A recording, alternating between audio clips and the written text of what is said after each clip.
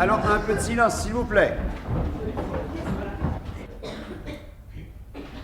Avec le concours de Jean Negroni, Bernard Murat, Édith Loria, Rosine Favet, Suzanne Michel, Bernard Calais.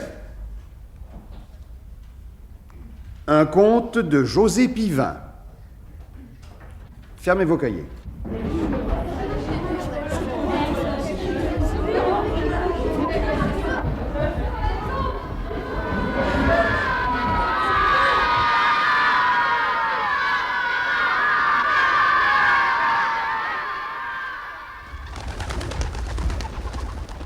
Les Bohémiens des algues.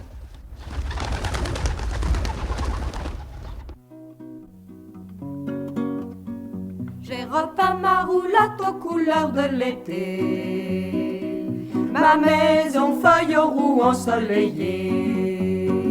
J'écoute la crinière de mon cheval bruissant, clapotis de sabots au parage des routes. Parmi les herbes grêles, sa graisse et sa carotte, jaillit des sauterelles, s'avance ma roulotte.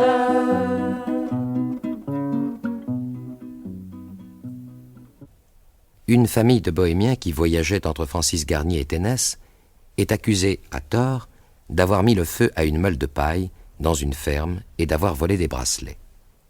Les parents disparaissent mystérieusement.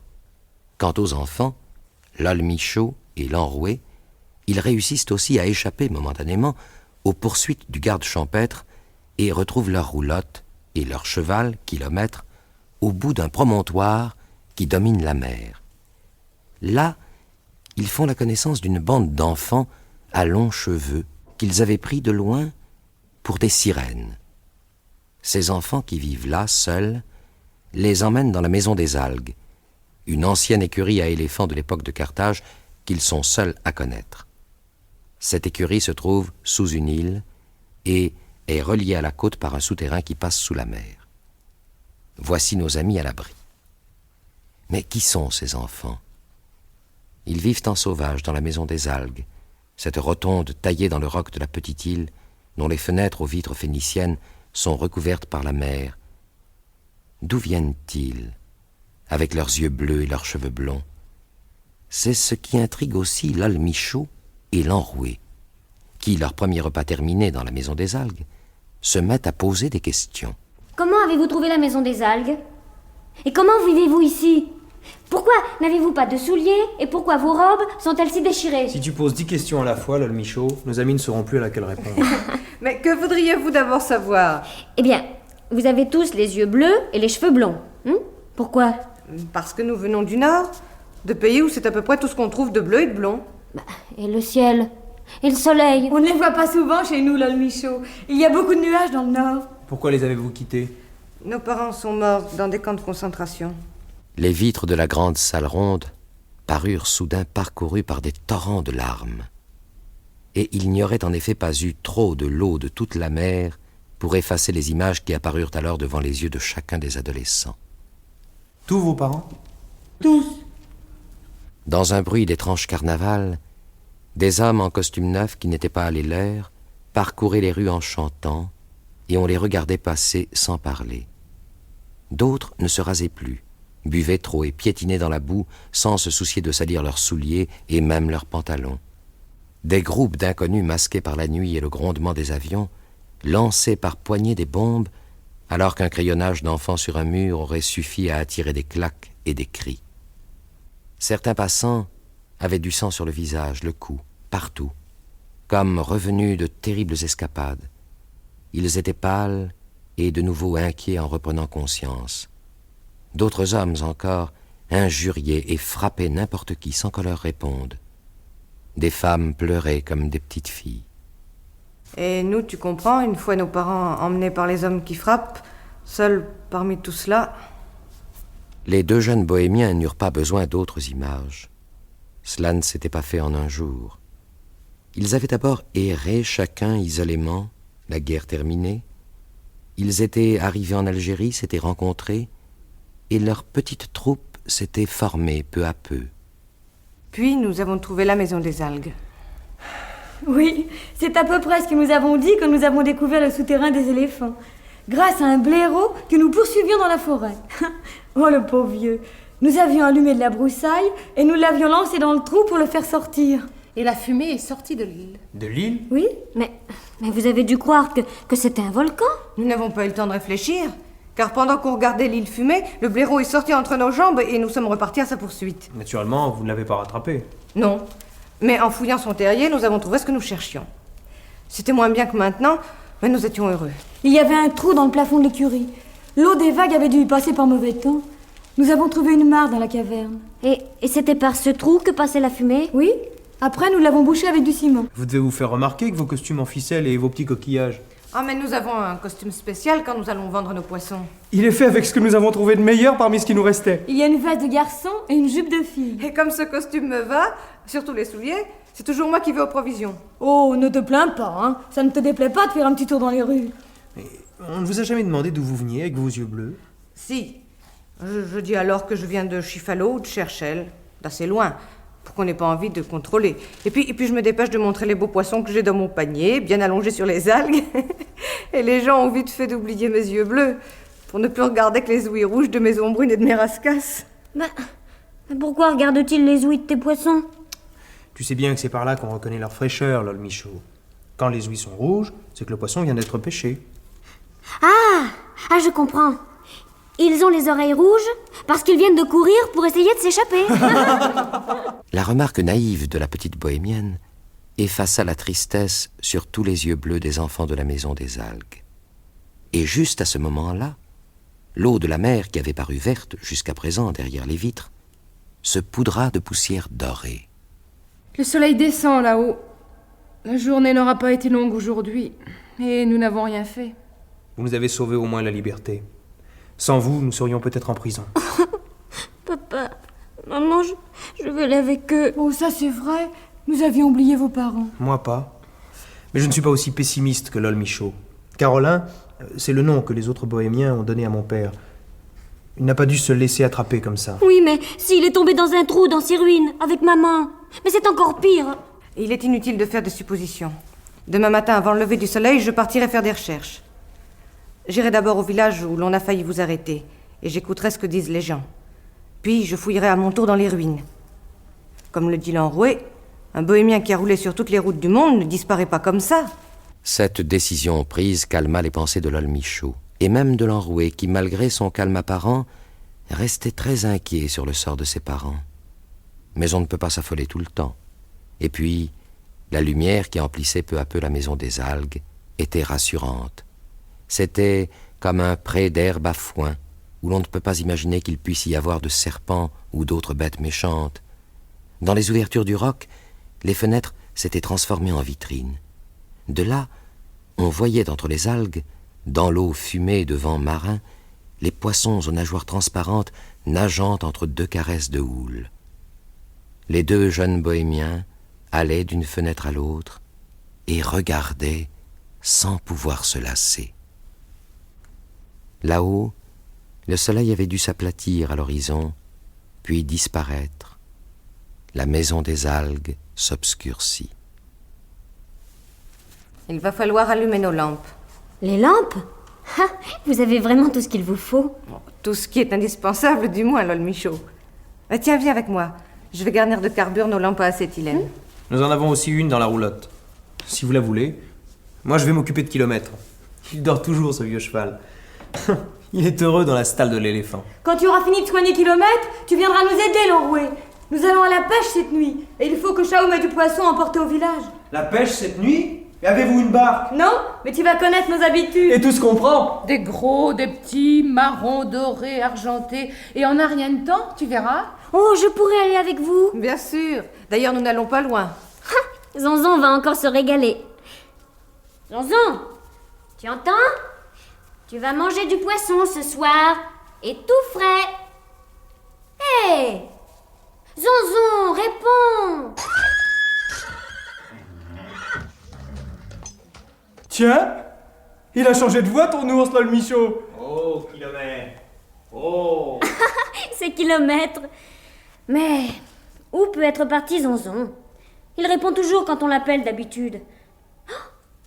À moins qu'il ne soit en train de manger. Oh, pourvu qu'il ne soit pas allé rendre visite à nos provisions. Il y a 2 thons fumés et 3 tonneaux de poissons salés pour l'hiver. Ils ne sont pas recouverts. Non, il n'y est pas. On n'a rien touché. Zonzon, où es-tu? Laisse Zonzon tranquille, Lol Michaud. Il doit être dans un coin sombre, derrière une chaise ou sous un lit. Ne l'allons tout de même pas mettre le feu aux fougères pour le chercher avec une torche. Le voilà, Lol Michaud, il est retrouvé. En effet, une des petites filles aux yeux bleus qui venait d'allumer sa lampe venait de découvrir Zonzon assis entre 2 grandes jarres en grès et se passant la langue sur le museau où brillaient encore des écailles. Il a dû prendre un poisson dans notre vivier. Ah, si on le laisse faire, je n'aurai plus rien à emporter demain au village. Sale bête! Mon ours n'est pas une sale bête. Il prend ce qu'il trouve, et c'est tout. Ce sont des habitudes de bohémiens. Des habitudes de bohémien. Parfaitement. Vous êtes tous des chapardeurs, vous, Jean et Bête. Allons, ne t'énerve pas, Neji. Oh. N'importe quel ours en aurait fait autant, qu'il ait appartenu ou non à un bohémien. Nilda, laisse parler Neji. Il aurait été bien étonnant qu'on ne nous fasse pas cette remarque un jour ou l'autre. Il vaut mieux mettre les choses au point tout de suite. Y en a-t-il parmi vous qui regrettent d'avoir admis 2 bohémiens dans la maison des algues? Personne ne répond. Cela ne vous dérange vraiment pas de voir parmi vous nos cheveux noirs comme 2 touffes de mauvaises herbes au milieu du blé? Pourtant, il doit bien y en avoir un, au moins. Ou plutôt, une. Neji, par exemple, à qui cela ne plaît pas. N'ayez pas peur, nous partirons si nous vous dérangeons.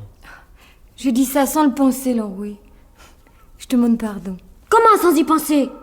Alors tu dis n'importe quoi, à ton âge. Voyons, Lol Michaud, calme-toi à ton tour. Laisse parler Neji. Oui. J'ai si souvent entendu dire que les bohémiens étaient tous des... Des voleurs. N'aie pas peur de le dire. Je sais qu'on dit cela partout. Dès que j'ai vu que l'ours avait pris le poisson, la phrase est venue toute seule. Je vous assure, vraiment, sans que j'y pense. Tu peux croire Neji, l'enroué. C'est une fille violente, mais elle est franche comme l'éclair. Elle s'est déjà battue avec chacun de nous à tous les sujets. Moi, elle me traitait de renard puant parce que j'avais habité dans les bois. Moi de fainéante, parce que je disais que j'aimais les robes à traîne. Elle trouvait que seules les paresseuses devaient aimer ça. Pourquoi? Parce qu'on ne peut pas courir avec une robe à traîne. Tu vois, chez elle, tout est d'un bloc. Robe traînante, fainéante. Bohémien, lâche tes chiens. Ce qui m'étonne, c'est que lorsqu'elle pense à elle, avec sa figure pâle et ses joues roses, elles ne se disent pas « Moi, Neji, tête de radis ». Dis donc, Chao. Le radis parle, voilà le danger. Les radis ne devraient jamais parler. Or, nous avons chez nous ce phénomène, le radis parleur, en la personne de Neji.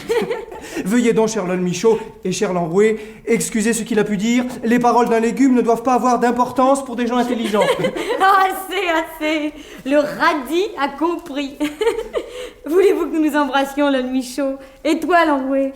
Vous verrez, malgré tout, je suis un peu plus sensible que ne le disent mes camarades. Oh! J'ai pas eu l'impression d'embrasser un radis. C'était aussi doux, mais moins froid. Cette scène terminée, le groupe des enfants ne s'en trouva que plus uni. D'ailleurs, la nuit était complètement venue, et c'était l'heure où l'on a l'impression que tout ce qui est dur se met à fondre, où tout cherche à se mélanger, où chacun comprend qu'il fait partie d'un monde auquel il doit avoir confiance, les yeux fermés.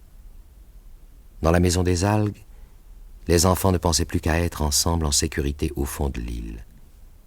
Quelques lampes à acétylène éclairaient vivement les parois de l'ancienne écurie, où apparaissaient nettement, au fond de chaque stalle, de grands dessins d'éléphants en couleur verte ou jaune.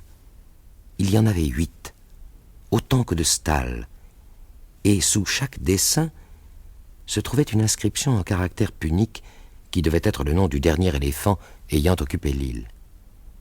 4 d'entre elles avaient été aménagées en chambre à coucher. Pendant que les autres préparent les instruments de pêche, je vais vous montrer où vous dormirez. Vous verrez, on y est très bien. Nous avons apporté des fougères fraîches pour vous. Voilà, vous serez là. Il y a de la place, vous ne risquez pas de vous donner des coups de coude, puisqu'un éléphant pourrait s'y coucher. Et les autres, où dorment-ils? Là, il y a Marion et moi. Là, c'est Shaon et Neji. Oh, j'aimerais avoir la même chambre que Neji. Il suffit de lui demander. Mais pourquoi? pour lui expliquer ce que sont les bohémiens. Pour qu'elle comprenne. C'est une bonne idée. Mais nous en parlerons après la pêche et le dîner qui suivra. Où prenez-vous l'eau que vous buvez? Là, il y a une source que nous avons captée. Un robinet? Nous l'avons trouvée au bord de la route et nous l'avons ramassée. Tiens, vous l'avez ramassée. Comme des bohémiens qui prennent tout ce qu'ils trouvent. Je ne te croyais pas si vindicative, Lol Michaud. Tout ça, c'est fini, n'en parlons plus. Et où buvaient-ils les éléphants? Dans ce qui nous sert de vivier, c'était un abreuvoir. Il y avait aussi une source qui l'alimentait en eau douce. Mais celle-là doit être complètement à sec. Nous remplissons le vivier avec de l'eau de mer. C'est cette grande baignoire sculptée? Oh! Il n'y a pas beaucoup de poissons en ce moment. Nous sommes prêts. Vous venez à la pêche? Vous verrez le vivier tout à l'heure quand il sera plein. Schaum et Nedji arrivaient, munis de 2 carlets, c'est-à-dire de filets en forme de grands mouchoirs maintenus par 2 arcs en bois qu'on laisse tomber au fond de l'eau au bout d'une corde, puis qu'on relève rapidement lorsque les poissons passent dessus. C'est vous qui les avez fabriqués? Oui, avec une navette et de la ficelle. Hop, une maille. Hop, une autre maille. Et comment pêche-t-on avec ces filets? Tu vas le voir, l'enroué. Montons d'abord sur l'île avec notre matériel. Il fait nuit là-haut. Pas d'importance. Venez. Et mettez l'échelle. Ouais. L'un des enfants en guenilles avait ouvert une trappe au plafond. Une échelle faite en branchage de pin fut appliquée sur le bord de l'ouverture. Je vais passer la première avec une lampe pour soulever le bouchon. L'île est bouchée avec un vrai bouchon? Oui. En été, nous mettons un morceau de liège à la place de la pierre que nous cimentons à la période des tempêtes. C'est plus commode pour sortir. Tiens, Wolf, attrape. Attention, ça se casse. Bah, c'est pas le liège qui manque dans les forêts par ici. Envoie quand même. Et c'est par cette trappe que vous avez sorti la table et les chaises quand nous vous avons pris pour des sirènes la nuit dernière? Oui, par là. Nous en ferons autant ce soir si la pêche est bonne. Il n'y a aucune raison pour qu'elle soit mauvaise. Tu vas voir comment on pêche, le Michaud. Grimpe à l'échelle. Il vaudrait mieux que le Michaud et l'enroué restent en bas pour mieux se rendre compte de ce que nous allons faire. Oui, vaut mieux. Restez en bas. Restez en bas, Mais oui. pourquoi? Mais nous ne verrons rien si nous restons. Les lumières avaient disparu par la trappe en même temps que les rires. La maison des algues était devenue sombre, seulement éclairée par 2 lampes tenues par les garçons appelés Wolf et Ismaël, qui étaient restés en bas avec Lol Michaud et l'enroué. Qu'allons-nous voir d'ici? Venez. Les 2 garçons prirent les lampes et s'approchèrent des vitres. Ces lampes éclairent mieux que les autres. C'est parce qu'elles ont un projecteur. Regarde le miroir qui se trouve derrière la flamme. Ah oui, c'est comme un phare. Venez. Les 2 bohémiens s'approchèrent alors de 2 vitres devant lesquelles les projecteurs lumineux avaient été placés. La lumière entra dans la mer comme un projectile, puis s'installa. D'abord les enfants ne virent rien que du sable entouré d'algues très vertes. Puis... Oh, l'eau se trouble. Regarde le Michaud. Ils descendent les carlets. Devant chaque vitre éclairée, les filets emportés par les enfants aux yeux bleus descendaient dans la mer, maintenus par les cordes qu'on devait dévider lentement au bout d'une perche, là-haut, dans la nuit de l'île. Jusqu'où vont-ils descendre? Jusqu'à ce qu'ils touchent le sable. Les carlets s'immobilisèrent une fois arrivés au fond. Les cordes se tendirent. Là-haut, les jeunes pêcheurs attendaient le moment de les relever. Autour d'eux s'étendait maintenant la mer. Quelque chose de noir et de salé. C'était tout ce qu'on pouvait dire. Il faisait très sombre cette nuit-là, à cause des nuages qui s'étaient amoncelés, tandis qu'un vent sec et chaud s'était mis à souffler. Le sirocco. Les enfants s'étaient assis en différents points de la petite île. En bas, le nez contre la vitre qui les séparait de la mer, les 2 bohémiens regardaient sans s'occuper ni de la nuit, ni du vent. Lol Michaud, les poissons arrivent. Qu'est-ce qui les attire? Une fumée! Du centre des filets étalés sur le sable, montait en effet une fumée rougeâtre faite d'oursins écrasés. 2 girelles bleues s'en approchaient en se tortillant comme si elles voulaient écrire leur nom dans l'eau en lettres majuscules. Elles sont au-dessus du filet. Vite, vite, remontez-les. Pas encore. Regardez. J'ai vu un gros poisson, mais il est reparti. Il va revenir. Après avoir rôdé à la lisière de la lumière, un énorme sar venait d'approcher son disque d'argent de la fumée d'oursin. D'un coup de queue brutal, il avait fait une démonstration de sa force aux ennemis éventuels qui auraient pu le guetter dans l'ombre, puis après quelques allées et venues, il s'était mis à manger. Et ce furent 3 rougets qui arrivèrent, nageant en triangle. 3 rougets de roche, cuirassés d'écailles jaunes verts, qui avançaient sur la tête, queue en l'air, fouillant le sable avec leurs barbillons. Ils firent le tour du carrelet, puis finirent par y entrer à leur tour. Une foule de girelles jaunes, vertes, bleues, de racaos marrons, de faux méraux se retrouvèrent ensuite pour ce repas aux chandelles, sous les eaux. Mais pourquoi ne lève-t-il pas le filet maintenant? Je ne vois pas ce qu'ils peuvent souhaiter de plus. Mais tirez! Tirez donc, voyons! Regardez l'autre filet. Dans l'autre carrelet, d'où s'élevait aussi la fumée nourrissante qui appelait les habitants de la mer autant que la lumière vive des lampes, il y avait le même tourbillon de poissons. Et de plus, venu lentement, pattes pendantes comme des racines, ce que les pêcheurs de la Méditerranée appellent une cigale, c'est-à-dire une sorte de langouste dont la tête se termine par 2 raquettes qui la font ressembler à une énorme cigale aux gros yeux. Celle-ci, de grande taille, amenée par un courant invisible, paraissait vouloir regarder le menu avant de manger. Puis elle donna un coup de queue qui la lança droit sur le tas d'oursins. Alors, antennes et mandibules se mirent en action. Elle paraît manger avec 8 fourchettes en même temps. Shaoum sera contente. Cela se vend cher, les cigales. Je vais leur faire signe de tirer. Les 2 filets s'élevèrent sans secousse, cordes tendues. Les poissons affamés ne paraissaient pas s'apercevoir de cette élévation et suivaient le mouvement d'ailleurs très lent du carrelet. Puis là-haut, un cri retentit. Il ne fallut pas longtemps aux jeunes bohémiens pour gravir l'échelle et se trouver à leur tour sur la petite île qui leur avait paru si mystérieuse la veille au clair de lune. Leurs yeux, habitués à la lumière vive des projecteurs, ne virent d'abord qu'une masse obscure qui les arrêta comme un mur, l'orifice de la trappe. Ils suivirent les voies et distinguèrent bientôt des masses plus sombres. Venez par ici. Mais faites attention, ça glisse. Nous avons fait bonne pêche, vous avez dû voir ça. En dehors de la friture, il y a un sard de 3 kilos, 8 rougets de roche qui font une bonne livre chacun et puis cette cigale de mer qui pèse autant qu'une borne et gigote comme un buisson d'épines par grand vent. Allez, on va mettre tout ça dans le vivier. Et vous, redescendez les carrelets. La pêche des enfants se poursuivit une partie de la nuit sur cette île creuse dont personne ne soupçonnait l'existence. Les parages n'étaient pas fréquentés par les bateaux de pêche à cause des innombrables rochers semblables à l'île qui se trouvaient partout à fleur d'eau. Les pêcheurs au roseau, les amateurs d'oursins et d'arapèdes ne venaient jamais non plus sur cette côte trop éloignée des villages et des routes. L'endroit était bien choisi pour y mener la vie isolée qui plaisait aux orphelins. De plus, le coin était très poissonneux. Enfin, quand le vivier fut trouvé suffisamment rempli, les carrelets furent débarrassés de leurs piquants d'oursin et les cordes roulées. Il n'y a plus qu'à redescendre. Nous ne dînons pas sur l'île? moi je veux bien, mais la lune est cachée par les nuages et il y a du vent. Eh ben, allumons des lampes. Ce serait une excellente idée si nous voulions nous faire remarquer. Mais quand vous chantez, ne craignez-vous pas qu'on vous entende? Oh, si nous ne pouvons plus rien faire à l'air libre. Nous ne sommes pas des taupes. Moi, cette nuit encore, je me sentirai mieux une fois le bouchon refermé. Viens, Lol Michaud.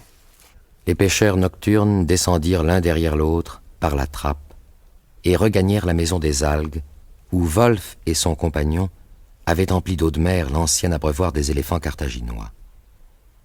Il avait utilisé pour cela un long tuyau en caoutchouc mis en communication avec la mer. Et dans le grand bassin, il fallait voir les sards, les pageaux, les rougets, les hérets et les rascasses qui passaient les uns sur les autres, se lançaient pour fuir, puis donnaient un brusque coup de queue et se courbaient en rencontrant la paroi du vivier. L'almichaud, dressé sur la pointe des pieds, essayait de toucher les dos rapides qui passaient devant elle. Même dans un bassin, c'est difficile à attraper. Mais enfin, comment faites-vous pour les sortir de l'eau? Je prends une épuisette. Hé, là-bas! Venez m'aider!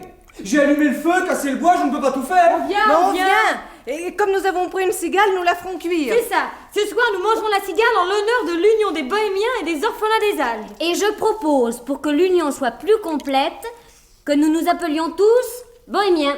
Des bohémiens? Mais parce que vous êtes comme nous. Vous vivez sans trop compter sur les hommes, et vous aimez vivre libre avec du vent dans les cheveux. Mais je n'ai quand même pas l'allure d'une bohémienne, Lol Michaud.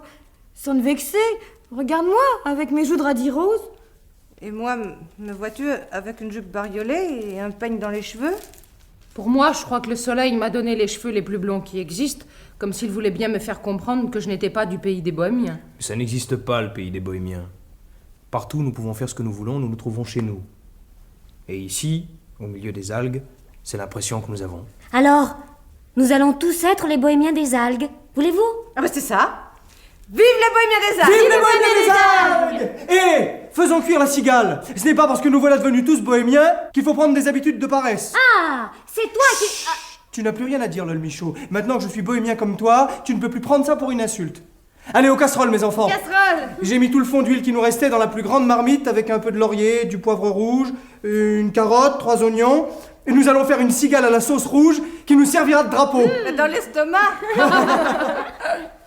Personne n'aurait pu soupçonner qu'au centre de cette île de la côte sauvage de l'Algérie, une bande d'enfants qui avaient été malheureux se démenait autour de flammes où se mélangeaient des odeurs alléchantes. Personne n'aurait pu se douter qu'au milieu de ce rocher à fleur d'eau se trouvait un cheval, une roulotte et même un ours. La sauce est prête. Allez chercher l'animal. J'y vais avec toi. J'aime regarder dans le vivier. Oh, tu me laisseras pêcher la cigale avec l'épuisette d'Inedji. Oui, oui, je te laisserai faire. Oh! Quoi? Zonzon a encore repris un poisson. Oh, sale bête! Mais il n'était pourtant pas voleur avant de venir ici. Ne lui laissez pas manger ce qui reste. Il faut qu'il comprenne. Non, non, n'ayez pas peur. Allons, Zonzon. Donne ce que tu caches entre tes pattes. C'est pas à toi, donne. Attention, l'enroué. Il va te donner un coup de griffe. En effet, brusquement décidé à garder une proie à laquelle il paraissait tenir, Zonzon avait lancé en avant une de ses pattes griffues, mais l'enroué s'était écarté d'un mouvement vif et n'avait pas été atteint. Mais pendant que l'ours levait la patte, on avait vu ce qu'il cachait. Une murène. Nous n'avons pas pêché de murène. Où a-t-il pu la prendre? Je comprends qu'il n'ait pas voulu la rendre. Elle était à lui.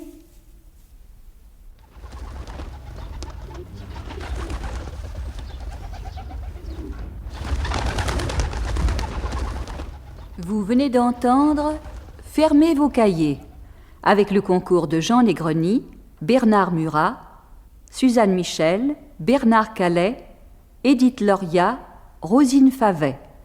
Chef opérateur du son Jean Jusforgue, collaboration technique Yann Parentehen, assistant Daniel Long.